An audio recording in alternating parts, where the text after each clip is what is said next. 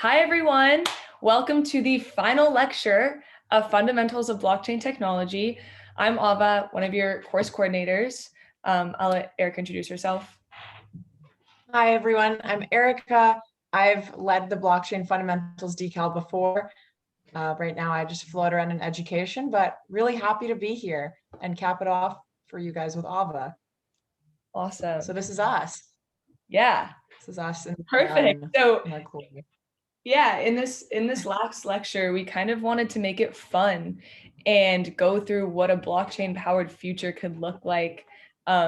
Take you through all the different use cases. I know a lot of you are interested in DeFi. We kind of want to show you all the other ways that you can use blockchain technology in the real world. And then, so Erica will take you through that, and then I'll take you through some of the problems with blockchain, and then we will finish it off with telling you how you can get involved. At the end of the course, you might be feeling super excited about all these topics that we just spent a semester telling you about. And so we want to give you the tools to pursue all those. Absolutely. So let's get right to it. I'm going to start us off with a hypothetical future situation where your world is powered by blockchain. So a blockchain powered future. Let's say in the morning, you have just left an Airbnb where you were vacationing. And as you leave, there are sensors that detect your departure. Let's say it's a company called Stockits. And their smart contract confirms that during your time in the Airbnb, you didn't break anything, and thus they pay you back your security deposit. Then you head over to Pete's Coffee and you buy it from your smartphone. And the coffee has entire supply chain history, like a fair trade certification and soil analysis from the farm that the coffee beans were from. And that's the way that many products operate in this blockchain-powered future. They have this option where you can understand where the ingredients originate from, and can also include micro donations embedded into the price, which helps to offset the price of carbon and water, or contributes to charitable causes. So you can see where the donations go for things like coffee beans at Pete's Coffee, because they are operating through a public cryptocurrency. You call your car as you leave the coffee shop, but it's not really yours. It's actually plugged into an autonomous ad hoc swarm of vehicles readily available for use. So it's communal transportation in a way. Accidents are rare in this blockchain-powered future, but when they do happen, the insurance agency responsible for the cars analyzes video footage through a machine learning trained bot and automatically gives the victim of the car accident the appropriate payment, which has been determined through an algorithm. However, the insurance agency isn't exactly an insurance agency. Rather, it's a smart contract that pools together the funds of a multitude of owners and charges people the exact expected value of car insurance without taking a profit. It's almost like mutual aid. The near exact probability of accidents is known because every accident that has happened in this blockchain-powered future is recorded on the blockchain. You then head off to work where you have your occupation for the day. However, your work isn't really your work. It's all voluntary because the blockchain ensures a universal basic income for everyone. And you're an engineer and researcher by trade, primarily because you want to help push the boundaries of human knowledge. Your company isn't really a company either. It's a decentralized autonomous organization consisting of individuals from and around the world who voluntarily signed up, receive compensation, and pay raises based off the quantity and quality of their research findings, which are determined by a worldwide Oracle network. So that means that people can exit their contract at any time, and your company itself receives revenue over time as measured by the net benefit to society your research brings. So that's in direct opposition to having a social benefit versus a private benefit. This company is actually incentivized to operate in benefit of external sources rather than themselves. They're motivated to behave selflessly. And for the few functions of society left that still require a government, it's run by a democratic feudarchy. This is where markets decide which policies should be implemented. And given a proposal to approve or reject, there are two prediction markets that are created, and each contains one asset. One market corresponds to acceptance and the other to a rejection. This completely removes the possibility of corrupt politicians who know little to nothing about the fields they write legislation for. This eliminates a lot of bureaucracy, nepotism, and lobbying that occurs commonly in political landscapes. Now on to the health sector. Rather than an entirely blockchain-run future, it's more likely that the healthcare system in the United States will have a partial integration with the blockchain space. And this is happening right now before our eyes. For example, anytime you go to the doctor, you would be able to see your summary signed off by a doctor, sent to you for a confirmation signature before it also goes to your insurance company. You would have access to your electronic health records, easily accessed by you when visiting other public hospitals, and that is more transparent for you and only visible to you, unless given authentication, which would be possible by cryptography. Another example that's being worked on these days in the healthcare industry is putting the entire US pharmaceutical supply chain onto the blockchain. The US FDA plans to have this implemented by 2023. So by the time some of you graduate, keep your eyes out for this. And in order to tackle the problem of counterfeit medicine, which is a real problem. I mean, there's placebos in medical studies where people are voluntarily taking a sugar pill, but when people are buying exorbitantly overpriced goods like insulin, it's really upsetting when they're being peddled false products. Thus, this has actually been the case in some countries like Russia and other Eastern European places. People are peddled false medication all the time. And this is a way to help fix that. But now I'm going to hand it off to Ava to talk about some problems with blockchain, because it's not all sunshine and roses. Awesome. Thank you so much for that, Erica. So kind of after taking you through this utopian society where everything is powered by blockchain, and you kind of imagine this is what everyone in blockchain at Berkeley thinks the future is going to look like, we're going to show you, why it's not happening, why it's not super feasible right now, and take you kind of through a more realistic standpoint on blockchain. Let me see. Can I? Perfect. All right, so what is preventing adoption right now? There's still a number of issues, some of which we've mentioned in lectures, some of which you have brought up to us, that are preventing widespread adoption of blockchain technology, such as technical shortcomings, so issues with the technology itself, regulatory concerns, which relates to governments and financial institutions and their regulations placed against blockchain technology. And then we'll talk a little bit about maybe why they are doing that. And then also usability issues, which is kind of a function of how new and fresh the technology is, and not necessarily, there to stay, but still preventing, the scalability of blockchain technology. So the biggest thing, and this is something that you've definitely heard before, in conversations, people love to bring this up, is transaction throughput. And specifically transactions per seconds, or TPS. So that's the biggest pitfall, and really the biggest reason why people haven't been using, maybe not the biggest reason, but a big reason why people haven't been using Bitcoin, Ethereum, all these other decentralized cryptocurrencies to do basic transactions, because the technology at the moment can't really fit all those transactions. For example, Visa can support up to 65,000 transactions per second. And they're supporting this around the world. On average, they only need about almost 2,000 transactions per second. But if you run the numbers on Bitcoin, it can actually only support a maximum of 27. And so you see the wide disparity in those two numbers, and why that's a big problem. The biggest problem for widespread adoption right now.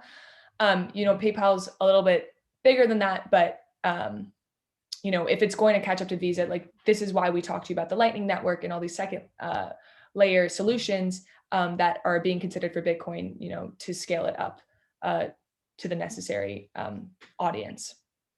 And then moving forward, we have the scalability trilemma, which is another thing that we've talked about in lecture, but it's basically just detailing that there continue to be inherent trade-offs between these three properties: decentralization, scalability, and security. And so decentralization, we've talked a lot about. It's defined as a system being able to run in a scenario where each participant only has access, you know, to their resources. And then the entire system is basically run on each individual's resource. And so it's not in a centralized place. And then scalability is what we were just talking about. You know, we want to scale this up to the masses for them to be able to use it. And then security, trying to secure those transactions and prevent against attacks. And so there's a trade-off between all these three things that's preventing, you know, financial systems from adopting blockchain technology at the moment. And then this is kind of interesting, and this is something that we haven't spent a lot of time on in the decal so far. And so it might be new, but this is another technical problem, and it's the Oracle problem. And so if we want to get really creative with how we use blockchain technology and build decentralized applications on it, something that we're probably going to want to use, and we're going to see at some point, is the need for external data to come in and inform the protocol. And so it's really nice to be able to have that data, but at the same time, you know, that's coming in from off the chain. But it's important that your application can verify that data is accurate. And there's, you know, the problem with blockchain is that how can you actually verify that, and how can you make that promise? And the simple truth is that you can't. And so you have to rely on these services called oracles that can provide that data and prove that it's valid. But of course, when you do that, you are exposing your protocol to the risk of a faulty oracle, meaning that anytime you're opening up your technology to outside data, you are opening up to the risk that someone on the outside could be lying to you. And, you know, they could claim that it's true and create a valid proof for it when actually the data is invalid. And so there's always that risk. And so we're going to bring up an example kind of from what Eric already went over, which is supply chain tracking. So let's say when you're in that blockchain utopia and you go to buy your coffee, you are trusting that it's ethically sourced, and you have a proof of ethical conduct for each link in the supply chain. So you see where the coffee beans were sourced from, you see where it was brewed and on all that stuff. But still, at some point in that supply chain, you require an external party to interact with the blockchain and, you know, sign off and say, at the very least, you know, scanning that coffee, you know, it's QR code and saying like, yes, this was ethically sourced. Yes, this came through here. Yes, I can confirm that I watched this from when it was still on the tree and now I'm sending it to you. But in reality, that person could be lying, and you never know if that human's doing some shady dealing and something under the table. And so whenever you're trusting the oracle, you're opening up your protocol to that problem. And then shifting away from technical concerns with blockchain technology and more towards the regulatory side of things, KYC and AML are these families of laws that govern financial institutions globally. And so if you've done a little bit of research, maybe you were inspired from this class, you may have seen these terms before and may have been pretty confused about what they mean. I was too. And so I'm going to take some time to explain what they mean. And so KYC is know your customer, and AML is anti-money laundering laws. They essentially get the same thing. KYCs basically require that professionals make an effort to verify the identity and the risks associated with maintaining a business relationship. If you want to, you know, sign up for a bank account, the bank is going to require that you send them some sort of identity verification to make sure you're a real person and that you are who you say you are. Anti-money laundering laws are essentially what they sound like. They're risk-based programs to combat money laundering. And so KYC goes hand in hand with AML because governments want to make sure that either knowingly or unknowingly banks aren't providing services for crime organizations, you know, drug dealers or terrorist organizations. They want to make sure that these banks understand their customers, so that if anything illegal happens, there's someone to blame. And so these laws inherently require that financial institutions collect and maintain information about their users and their customers, which, if you've taken nothing away from this class, you can know that that's totally against what blockchain technology stands for. And all these decentralized protocols are built on pseudonymity and not knowing the information of the individuals involved. And so a lot of the regulatory concerns, other than this, they stem in one way or another from pseudonymity and decentralization, and how those tenants go against the traditional centralized banking institutions. They won't know who to blame. And so that's a big problem in this area. And similar regulatory issue, but different as well, is let's use a case example of Libra. So in 2019, Facebook tried to start its own global stablecoin, and basically it was centered in the fact that Facebook had this wide-reaching arm into a lot of parts of the world that maybe couldn't trust their centralized financial institution for a stable coin. Maybe they were experiencing hyperinflation, but these people still had Facebook, and so it was very well connected. And so Facebook kind of took a step back and said, well, we're well positioned to be a global payments network, right? And so they thought to provide a stable coin that's pegged to the dollar, and so that you can use that securely, no matter whether your local banks are fraught with corruption or hyperinflation or anything like that. And so a lot of people in the global economy took a look at that and said, do we really want that to happen? Because there was this chance that if Facebook's stablecoin was really that much better than the centralized institutions in these countries, then those citizens would then depend on Facebook to make their monetary policy, and everyone would kind of succumb to the power of Facebook, and it would have looked like pretty gnarly for the global economy. And so the European Central Bank, the French and German ministers of finance, this group of 7 nations, they came together to form this crypto regulation task force in response to Facebook's Libra. Sorry. And so basically Facebook had to re-architect their protocol to support central bank issued stablecoins representing different fiat currencies, essentially saying that instead of having a single stablecoin that was powered by Facebook, that was going to, make up this global payment network, they had to integrate it with the central banks just to prevent, widespread financial delinquency, like for all these governments that were going to be outsourced by Facebook.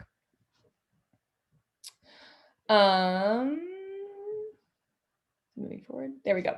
So then going now into usability issues, and like I said, the complicated user interface it's a factor of how early we are in this technology. So in the early stages, user flow is not as polished. It's going to look a little like, it's not going to look like Facebook. It's not going to look like Spotify, right? It's going to look like pure HTML. And so the end user has to know about those technicalities. If you're going to be interacting with the blockchain itself, you're going to have to understand how it works at a deep level. But the idea is that with more mainstream integrations, and as more people learn about the technology and want to learn about the technology, the user experience is going to improve, and it's already improved a lot. I can speak to like that with the first couple apps I was using. They've already gotten much better. And then usability relating to the preceding reputation. So you may have heard of Silk Road. It was this kind of online black market, anonymous marketplace, and people would pay for these illegal goods in Bitcoin because it couldn't be tracked. And the guy who started it is now arrested. The FBI caught him. I think he's serving life in jail. But it was a problem because people in the early days associated Bitcoin with these types of websites, because these websites use Bitcoin to, towards their illicit activity. And it's not the technology itself that's corrupt at all. It's, you create a technology and people are going to do what people do. And they're going to use it for whatever they want. And so in the case of Silk Road, they were using Bitcoin because it was pseudonymous. And so still a lot of people, when you say Bitcoin, they're like, oh yeah, wasn't that used, you know, in the black market? And something that I think is interesting, just briefly, if you look at the Wikipedia page for Silk Road, there's a part that says the FBI initially seized 26,000 Bitcoins from accounts on Silk Road, worth approximately 3.6 million at the time. And I think this was in early October of 2013. And that's worth $1.5 billion today.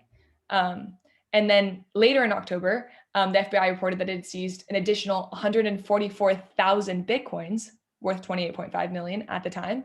And today that's worth $7.9 billion. So just crazy, you know, like how much activity was going on, but also just how much the price of Bitcoin has gone up. I think it's just so interesting when you read articles like that from back in the day, and then compare it to prices now. And then on the right, we have this huge social media hack that happened last summer. They hacked into Apple, Elon Musk, Kim Kardashian, and they tweeted, we are giving back to our community. We support Bitcoin and we believe you should too. All Bitcoin sent to our address below will be sent back to you double. And a lot of people believe this. And so this address, I think, received like, I don't even know, hundreds of thousands of dollars worth of Bitcoin at the time, which is hundreds of millions at this point. But again, like that also contributed to the reputation of, oh, these hackers are using Bitcoin. I think it's a double-sided coin though, because I look at this and I say, wow, Twitter has a central point of failure because it's not decentralized, it's not distributed. And so they were able to get hacked like this. Whereas, you know, blockchain is a million points of failure. So it's a lot harder to construct this sort of high level attack. And then going over, you know, all those problems with blockchain, we can see it's a rocky transition to go from traditional institutions into those powered by blockchain technology. The more prominent blockchain becomes through Bitcoin, Ethereum, DeFi, the less power traditional finance systems have. So now we can take a step back and say, okay, maybe this is why they're fighting it so much, because the goal of cryptocurrencies, and not all cryptocurrencies, but Bitcoin, for example, is to replace financial and government systems. Then wouldn't it make sense that those existing systems would resist that change and use the tools in their power, such as regulations and laws, to prevent that change from occurring, because they're out of business, you know, if this becomes mainstream.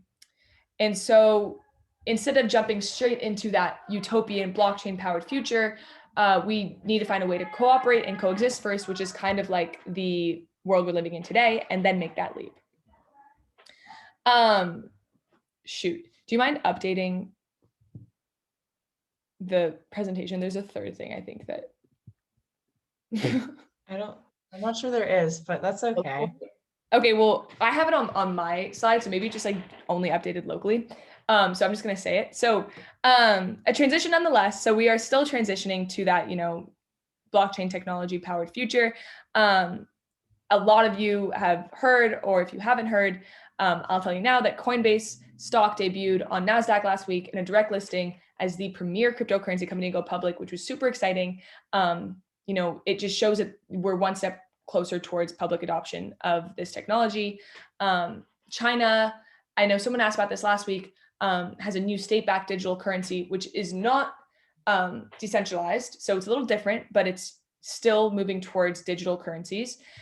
And then I saw something really cute today, where a couple in San Francisco exchanged digital NFTs as wedding rings. And so I wanted to add that as last bullet point, but I guess it didn't make it in time. And so I thought that was kind of cute. So if you've heard of NFTs, non-fungible tokens, they're really big right now, but I thought it was sweet that someone did that instead of a wedding ring. And so as you can see, the space is still very young, but it's the perfect time to join the journey. It's just kind of taking off. And so we'll take you through some of the ways that you can get involved. Thanks, Ava. Yeah, thank you so much for being so thorough with all the problems with blockchain. I think everyone here is a very informed consumer now. So yeah, now that you know the pros and cons of blockchain, I recommend that you get started with your educational journey even more than, oopsies, I'm sorry.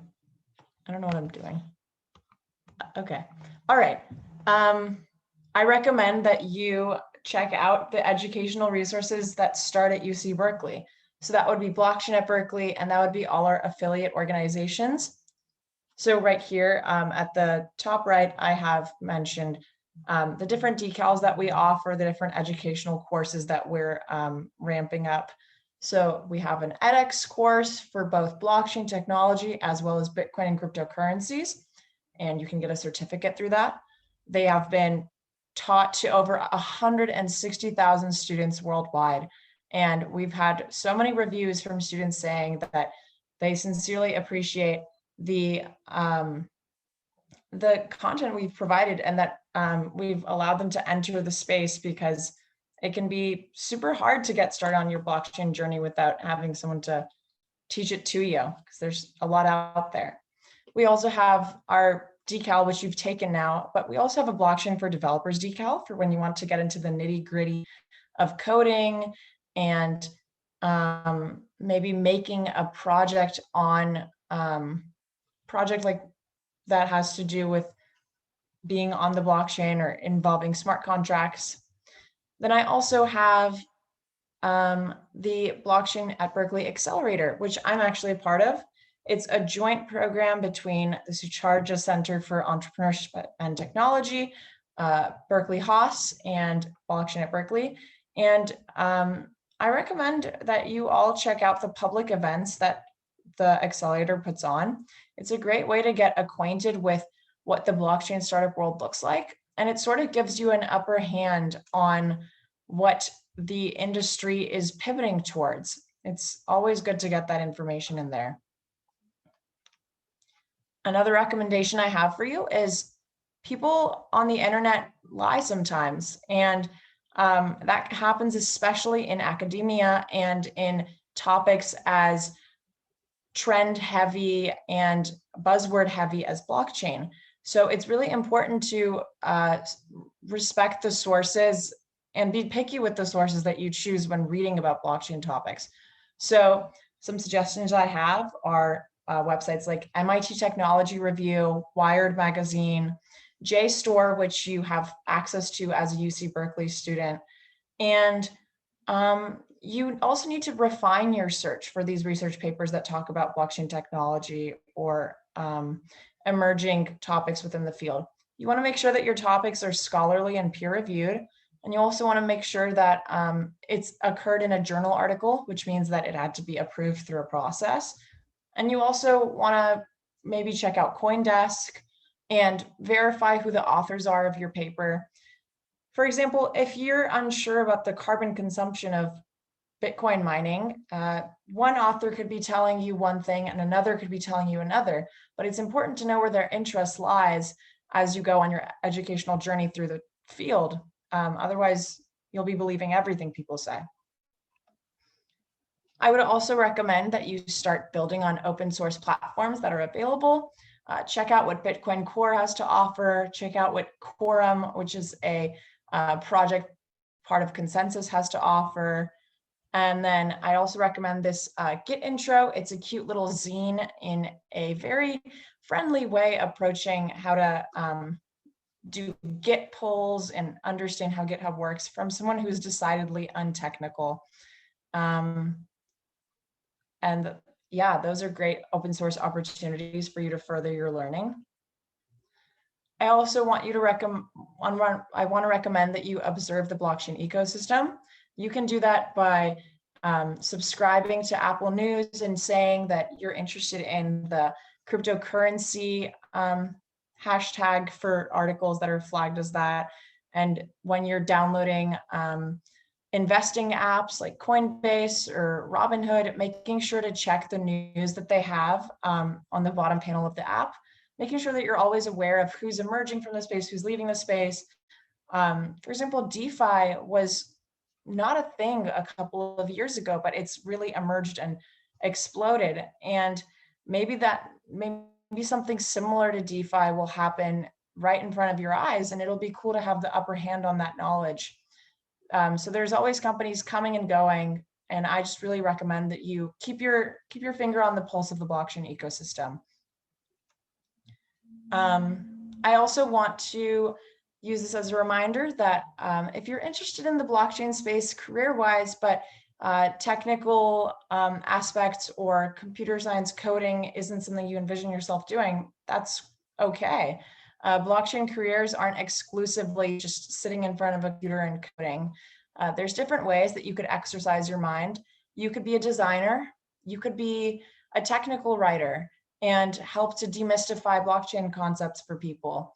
You could be a researcher working with from an interdisciplinary perspective on fields like psychology or anthropology or English language. And as long as you have that interest internally for the blockchain space, it doesn't matter if you might not think that your technical skills are strong enough. That's also probably just you doubting yourself. So yeah.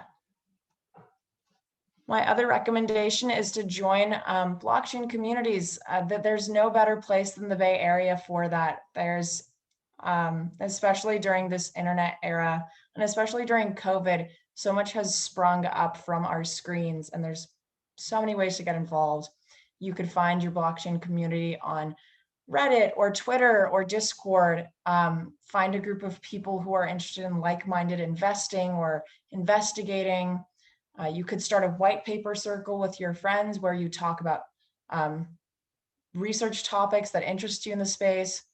Blockchain at Berkeley also holds meetups pretty often. I've highlighted this meetup I found on Eventbrite, but it's also important for you guys to know that Blockchain at Berkeley, which is right here, holds opportunities to mingle with people in the industry all the time. I highlighted some other clubs here. The Blockchain and Cryptocurrency for Digital Reign for Humanity organization, that's in Big Sur, which is so random, but I'm telling you, like, where there's a will, there's a way, and the blockchain community is very far and wide. I also hope that after you exhaust all the opportunities that UC Berkeley and Blockchain at Berkeley have to offer, that doesn't stop your blockchain education journey. So I thought I'd highlight a couple courses for those of you who wouldn't be satisfied with just what we have to offer. And so there's some really awesome stuff going on at the Harvard Law School. There's a great class going on at Duke University on topics that are a little more niche focused than what Blockchain at Berkeley offers. So for example, if you're really interested in law school and you want to understand how blockchain smart contract law operates, check out the Harvard Law School class. Or if you're really interested in blockchain from an entrepreneurial or managerial perspective, check out that Duke course. I also want to highlight a chain code course that's occurring relatively soon. And I would really recommend that you spend a weekend going through the Bitcoin core book and really understand the nuances of blockchain, even pull out the blockchain for developers curriculum, and then just go full speed ahead into that chain code class and really take it by storm. So that's really all. Thank you so much for listening to me, and thank you so much for being here. Yeah, thank you, Erica, for taking us through that. Today's lecture was pretty short, but thank you all for being here.